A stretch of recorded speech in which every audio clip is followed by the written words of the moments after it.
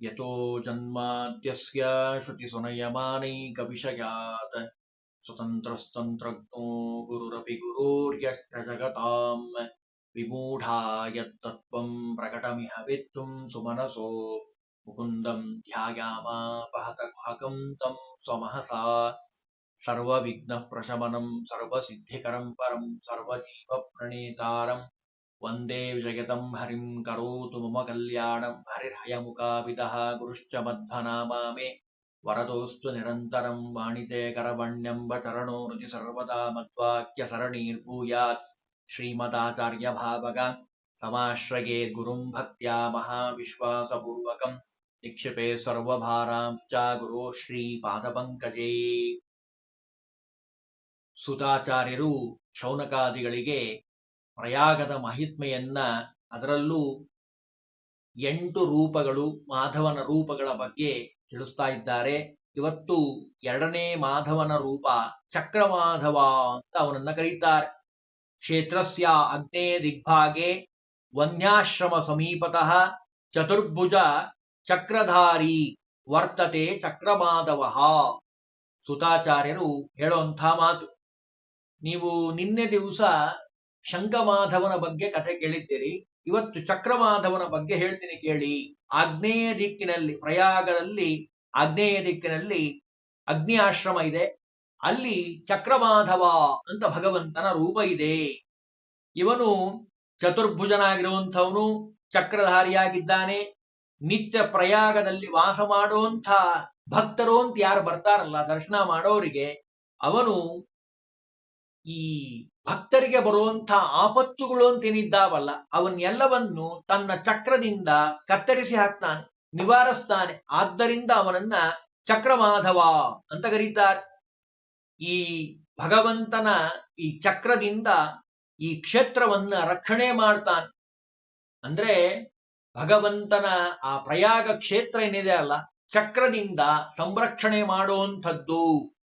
ಅಷ್ಟು ಅದಕ್ಕೆ ಮಹತ್ವವನ್ನು ಕೊಟ್ಟಿದ್ದಾರೆ.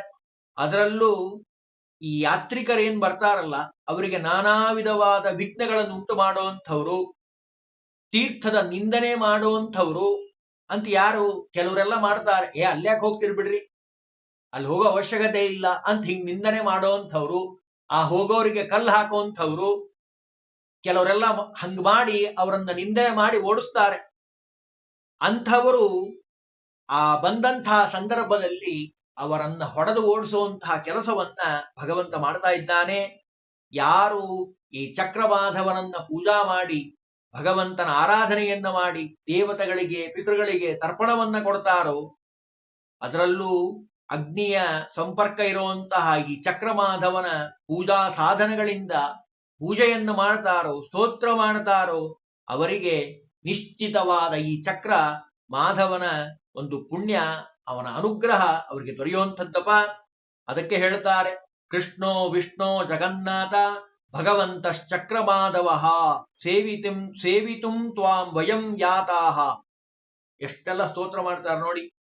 ಕೃಷ್ಣ ಅಂತಾರೆ, ವಿಷ್ಣು ಅಂತಾರೆ, ಜಗನ್ನಾಥ ಅಂತಾರೆ, ಚಕ್ರಮಾಧವ ನಿನ್ನ ಸೇವನೆ ಮಾಡ್ಲಿಕ್ಕೋಸ್ಕರವಾಗಿ ನಾವು ಬಂದಿರುವಂಥದ್ದು.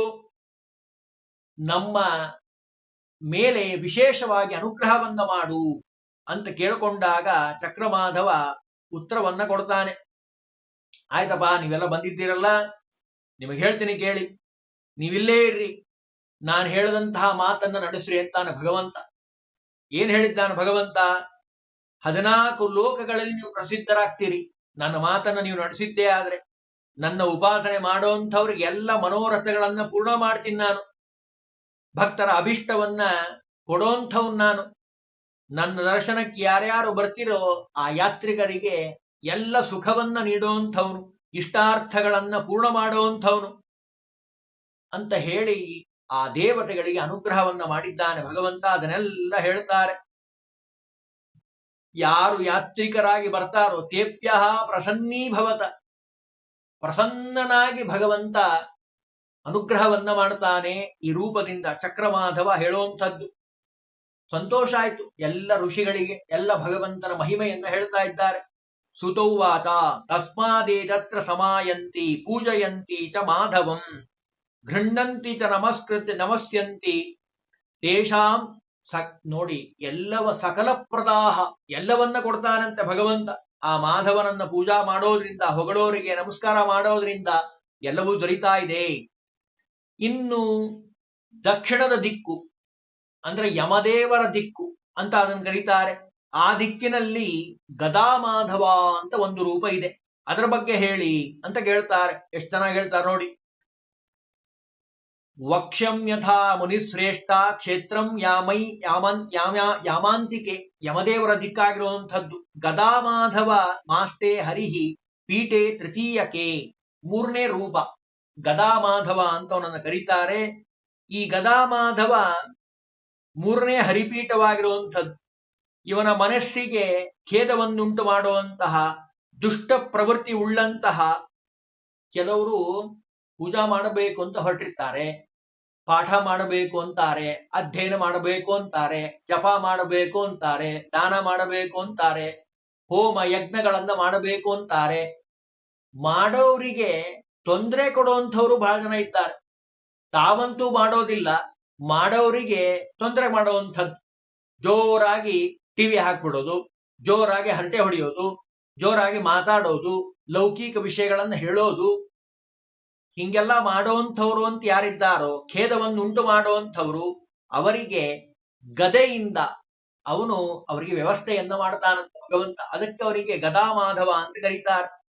ಇದು ಅಷ್ಟೇ, ವೈಶಾಖ ಮಾಸದಲ್ಲಿ ಗದಾಮಾಧವನನ್ನ ಪೂಜಾ ಸಾಮಗ್ರಿಗಳನ್ನು ತೆಗೆದುಕೊಂಡು ಹೋಗಿ ಅವನ ಪೂಜೆಯನ್ನ ಮಾಡಬೇಕಪ್ಪ. ಅದರಲ್ಲೂ ಒಂದು ಮಾಸ, ಪಕ್ಷ ಅಂದ್ರೆ 15 ದಿವಸ, ಪಕ್ಷಾರ್ಧ ಅಂದ್ರೆ ಒಂದು ವಾರ, ಅಥವಾ ಕೊನೆಗೆ 5 ದಿವಸ, 3 ದಿವಸ, 1 ದಿವಸ ಅಂದ್ರು. ನೋಡ್ರಿ ಎಷ್ಟೆಲ್ಲ ಅನುಕೂಲತೆ ಮಾಡಿಕೊಟ್ಟಾರೆ ಶಾಸ್ತ್ರಕಾರರು. 1 ದಿವಸ ಮಟ್ಟಿಗಾದ್ರೂ ಈ ಗದಾಮಾಧವನ ಸನ್ನಿಧಾನಕ್ಕೆ ಹೋಗಿ ಪೂಜೆಯನ್ನ ಮಾಡಿದ್ರೆ, ಹೋಮ ದಾನ ಯಜ್ಞ ಮಾಡಿದ್ರೆ ಏನು ಫಲ ಬರಬೇಕೋ ಆ ಎಲ್ಲಾ ಫಲ ಈ ಗದಾಮಾಧವನನ್ನ ಪೂಜಾ ಮಾಡೋದ್ರಿಂದ ಬರ್ತಾ ಇದೆ. ಶ್ರೀ ಗದಾಮಾಧವಂ ನಿತ್ಯಂ ಪೂಜಾ ಸಂಭವ ವಿಸ್ತರೈಹಿ, ಎಷ್ಟೆಲ್ಲ ಹೇಳ್ತಾರೆ ನೋಡಿ. ಸಂಪೂಜ್ಯ ಪ್ರಾರ್ಥೆಯ ಮಾತು ಶ್ರೀ ಗದಾಮಾಧವ ಪ್ರಭು. ಗದಾಮಾಧವನ ಪ್ರಾರ್ಥನೆಯನ್ನ ಮಾಡಿದ್ದಾರೆ ಎಲ್ಲ ದೇವಾನುದೇವತೆಗಳು. ಯಾಕೆ ಕಥೆ ಕೇಳಿದ್ದಾರಲ್ಲ, ಸ್ತೋತ್ರ ಮಾಡ್ತಾ ಇದ್ದಾರೆ. ಭ್ರಮಿತ್ವಾ ಸಕಲೆ ಲೋಕೆ ಪರಿಶ್ರಾಂತ ವಯಂ ವಿಭೋ. ಸ್ವಾಮಿ, ಅನೇಕ ಲೋಕಗಳನ್ನ ಸಂಚಾರ ಮಾಡ್ತಾ ಬಂದಿದ್ದೀವಿ, ಬಳಲಿ ಬೆಂಡಾಗಿ ಹೋಗಿದ್ದೀವಿ, ನಿನ್ನ ಹತ್ರ ಬಂದಿದ್ದೀವಿ, ಸಂತುಷ್ಟನಾಗಿ ನಮ್ಮ ಮೇಲೆ ಅನುಗ್ರಹ ಮಾಡು ಅಂತ ಪ್ರಾರ್ಥನೆ ಮಾಡಿದ್ದಾರೆ. ನಮ್ಮ ಮನಸ್ಸಿನೊಳಗೆ ಏನಿದೆ ಅಂತ ನಿಂಗೆ ಗೊತ್ತು. ಯಾಕೆ ಸ್ವತಂತ್ರ ನೀನು. ಅದಕ್ಕೆ ನೀನೇನ್ ಮಾಡ್ಬೇಕಪ್ಪ ಅಂದ್ರೆ, ನಾಣ್ಯತ್ರೇತೋ ಗಮಿಷ್ಯಾಮೋ ಗದಾಮಾಧವ ಶಾದಿನಃ. ನಾವು ಇಲ್ಲಿ ಬಿಟ್ಟು ನಾವೆಲ್ಲೂ ಹೋಗೋಲ್ಲ, ನಿನ್ ಪಾದವನ್ನ ಗಟ್ಟಿಯಾಗಿ ಹಿಡಿದು ಬಿಟ್ಟಿದ್ದೀವಿ, ಎಲ್ಲೆಲ್ಲೂ ನಾವು ಹೋಗೋದಿಲ್ಲ, ನಿಮ್ಮನ್ನೇ ನಾವು ಬಂದಿದ್ದೀವಿ, ಅದಕ್ಕೆ ನಮ್ಮನ್ನು ರಕ್ಷಣೆ ಮಾಡು. ಭಗವಂತನಿಗೆ ಈ ಗುಣ ಭಾರಿ ಇಷ್ಟ. ಅನ್ಯಥಾ ಶರಣಂ ಅಂದ್ರೆ ನಿನ್ನನ್ನ ಬಿಟ್ಟು ನಾವು ಎಲ್ಲೆಲ್ಲೂ ಹೋಗೋದಿಲ್ಲ ಅಂತ ಶರಣಾಗತಿ ಇದೆ ಅಲ್ಲ, ಅದು ಭಗವಂತನಿಗೆ ಬಹಳ ಪ್ರೀತಿಕರವಾಗಿರುವಂತಹ ಗುಣ. ಆಗ ಗದಾಮಾಧವ ಮಾತಾಡ್ತಾ ಹೇಳ್ತಾನಂತೆ, ಭವತ್ತಿ ಆಯ್ತಪ್ಪ, ನೀವೆಲ್ಲ ಬಂದಿದ್ದೀರಲ್ಲ, ನಿಮ್ಮ ಅಪೇಕ್ಷೆಯಂತೆ ನಾನು ಪೂರ್ಣವನ್ನ ಮಾಡ್ತೀನಿ. ಇಲ್ಲಿ ಯಾರ್ಯಾರು ಬರ್ತಾರಲ್ಲ ಯಾತ್ರಿಕರು, ಅವರು ಪುರುಷರಾಗಿರ್ಬೋದು, ಸ್ತ್ರೀಯರಾಗಿರ್ಬೋದು, ಜ್ಞಾನಿಗಳಾಗಿರ್ಬೋದು, ಅಜ್ಞಾನಿಗಳಾಗಿರ್ಬೋದು. ನೋಡಿ ಭಗವಂತನ ಮಾತು ಎಷ್ಟು ಸುಂದರವಾಗಿ ಹೇಳ್ತಾನೆ ಅಂದ್ರೆ, ಯಾತ್ರೆಗೆ ಹೋಗಬೇಕಾದ್ರೆ ಪುರುಷರೇ ಹೋಗಬೇಕು, ಅಥವಾ ಸ್ತ್ರೀಯರು ಹೋಗ್ಲೇಬಾರ್ದು. ಅಜ್ಞಾನಿಗಳಿಗೆ ದೇವ್ ಕಾಣಿಸೋದೇ ಇಲ್ಲ, ನಮಗ್ ಮಂತ್ರನೇ ಬರಲ್ಲ, ಸ್ತೋತ್ರ ಹೇಳಲಿಕ್ಕೆ ಬರೋದಿಲ್ಲ, ಜ್ಞಾನಿಗಳಿಗೆ ಮಾತ್ರ ಕಾಣಿಸ್ತಾನೆ, ದೇವತೆಗಳಿಗೆ ಕಾಣಿಸ್ತಾನೆ ಅಂತ ಇಲ್ಲ. ಭಗವಂತನ ಮಾತಿದು. ಯಾತ್ರಾರ್ಥಂ ಯೇ ಸಮಾಯಾಂತಿ ಜ್ಞಾನಿನೋ ಅಜ್ಞಾನಿನೋ ಜನ. ಜ್ಞಾನ ಇರಬಹುದು, ಅಜ್ಞಾನ ಇರಬಹುದು. ನರ ವಾ ಯದಿ ವಾ ನಾರ್ಯೋ, ಗಂಡು ಮಕ್ಕಳಾಗಿರಬಹುದು, ಪುರುಷರು ಅಥವಾ ಸ್ತ್ರೀಯರಾಗಿರಬಹುದು. ಯೂಯಂ ತೇಷಾಂ ಪ್ರಸೀದತ್. ಭಗವಂತನಿಗೆ ಬೇಕಾಗಿರೋದು ಭಕ್ತಿ, ಜ್ಞಾನಪೂರ್ವಕವಾದ ಮಹಾತ್ಮ್ಯ ಜ್ಞಾನಪೂರ್ವೋಸ್ತು ಸುದೃಢ ಸರ್ವತೋಧಿಕ ಸ್ನೇಹೋ ಭಕ್ತಿ ರೀತಿ ಪ್ರೋಕ್ತ. ಆಚಾರ್ಯರ ಮಾತೇ ಇದು. ಅಷ್ಟು ಭಕ್ತಿಯಿಂದ ಯಾರು ಸ್ತೋತ್ರವನ್ನ ಮಾಡ್ತಾರೋ ಅವರಿಗೆ ಭಗವಂತ ಒಲಿತಾನೆ. ಅವರು ಪುರುಷರ ಅಥವಾ ಸ್ತ್ರೀಯರ, ಅವರು ಜ್ಞಾನಿನ ಅಜ್ಞಾನಿನ, ಇವನ್ ಬಹಳ ಶ್ರೀಮಂತರ ಅಥವಾ ಬಡವರ, ಇವ್ ಯಾವ ಭಗವಂತ ನೋಡೋದಿಲ್ಲ. ಭಗವಂತನಿಗೆ ಬೇಕಾಗಿರೋದು ಭಕ್ತಿ. ಭಕ್ತಿಯಿಂದ ಯಾರು ಸ್ತೋತ್ರ ಮಾಡ್ತಾರೋ ಅದಕ್ಕೆ ಹೇಳ್ಬಿಡ್ತಾರೆ ಇಲ್ಲಿ ಸುತಾಚಾರರು. ನೋಡಪ್ಪ ಋಷಿಗಳ, ನೀವೇನ್ ಕೇಳ್ತಾ ಇದ್ದೀರಲ್ಲ, ನೋಡಿ ಭಗವಂತ ಉತ್ತರ ಕೊಟ್ಟಿದ್ದಾನೆ, ಕೊಟ್ಟು ಅಲ್ಲೇ ನೆಲೆಸಿದ್ದಾನೆ. ಈ ಗದಾಮಾಧವನನ್ನ ಯಾರು ಪೂಜಾ ಮಾಡ್ತಾರೋ ಅವರು ಕಲಾಭಿಗ್ಧರಾಗ್ತಾರಂತೆ. ಒಳ್ಳೆ ಕಲೆ ಅವರಿಗೆ ಬರ್ತದಂತೆ. ಅನೇಕ ದಾನಗಳನ್ನ, ಹೂವು ಹಣ್ಣು ಅವರವರ ಯೋಗ್ಯತಾನುಸಾರವಾಗಿ ಯಾರು ದಾನ ಮಾಡ್ತಾರೋ ವಿಪ್ರರಿಗೆ ಆ ಎಲ್ಲ ಫಲವನ್ನ ಪಡಿತಾರಂತೆ. ಸ್ವಶಕ್ತ್ಯಾನೇಕ ದಾನಾನಿ ಕಿಂಚಿದ್ದಾನ ಮಥಾಪಿವಾ. ದಾನ ಕೊಡಬೇಕು ಯಥಾಶಕ್ತಿಯಾಗಿ. ನಮ್ ಶಕ್ತಿಯನ್ನೆಲ್ಲ ಪೂರ್ಣ, ಯಥಾಶಕ್ತಿ ಅಂದ್ರೆ ಸ್ವಲ್ಪ ಕೊಡ್ರಿ ಅಂತಲ್ಲ ಅಭಿಪ್ರಾಯ. ನಿಮ್ಮ ಪೂರ್ಣ ಶಕ್ತಿಯನ್ನ ಬಳಸಿ ಆ ದಾನವನ್ನ ಕೊಡಬೇಕಪ್ಪ. ಫಲಪುಷ್ಪಾದಿಕಂ ವಾಪಿ ತದತಾ ಮತುಲಂ ಫಲಂ. ಅಂದ್ರೆ ಇಲ್ಲಿ ನೋಡಿ ಅರ್ಥ ಏನು ಅಂದ್ರೆ, ಫಲಪುಷ್ಪವನ್ನ ಕೊಟ್ರೆ ಅನೇಕ ಫಲ ಬರ್ತದೆ ಅಂತಾರೆ. ಇನ್ನು ಒಳ್ಳೆ ಪದಾರ್ಥಗಳನ್ನೇ ಚೆನ್ನಾಗಿ ಯಥೇಚ್ಛವಾಗಿ ದಾನ ಮಾಡಿದ್ರೆ ಇನ್ನೇನ್ ಫಲ ಬರ್ಲಿಕ್ಕಿಲ್ಲ ಅಂತಾರೆ ಸೂತಾಚಾರ್. ಅದಕ್ಕೆ ಅವಶ್ಯವಾಗಿ ಈ ಗದಾಮಾಧವನ ದರ್ಶನವನ್ನ ಮಾಡುವಂಥದ್ದು, ಅದರಲ್ಲೂ ವೈಶಾಖ ಮಾಸದಲ್ಲಿ ಭಾರಿ ವಿಶೇಷವಾದ ಫಲವನ್ನ ಭಗವಂತ ಕೊಡ್ತಾ ಇದ್ದಾನೆ ಅಂತ ಹೇಳಿದ್ರು. ಅಂದ್ರೆ 3 ಮಾಧವನನ್ನ ನೋಡಿದೀವಿ ಈಗ. ಇನ್ನು 4ನೇದ್ದು ಪದ್ಮಮಾಧವ ಅಂತ ಇದ್ದಾನೆ. ಅವನ ಬಗ್ಗೆ ನಾಳೆ ತಿಳಿಲಿಕ್ಕೆ ಪ್ರಯತ್ನವನ್ನ ಮಾಡೋಣ.